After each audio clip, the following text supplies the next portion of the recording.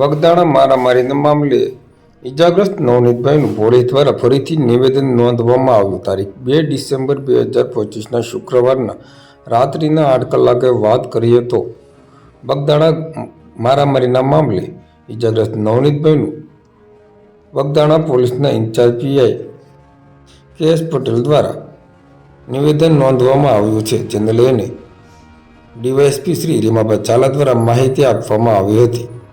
અત્રે ઉલ્લેખનીય છે કે બગદાણા મામલે આરોપીઓની ધરપકડ કરવામાં આવી છે અને કોર્ટ દ્વારા તેમના રિમાન્ડ પણ મંજૂર કરવામાં આવ્યા છે.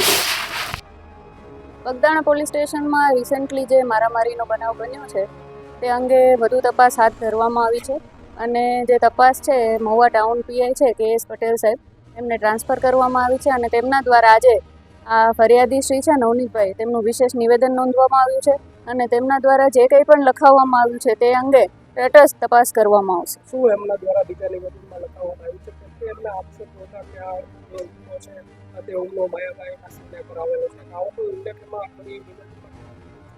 હા, એ નિવેદન હાલ જ નોંધાણું છે એટલે એમણે જે બી કંઈ લખાવ્યું હશે તે લખી લેવામાં આવ્યું છે અમારે.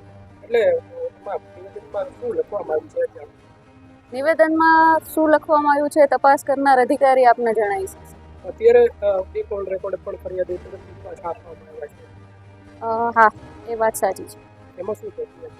એ વસ્તુ હવે તપાસ કર્યા બાદ જ ખ્યાલ આવશે.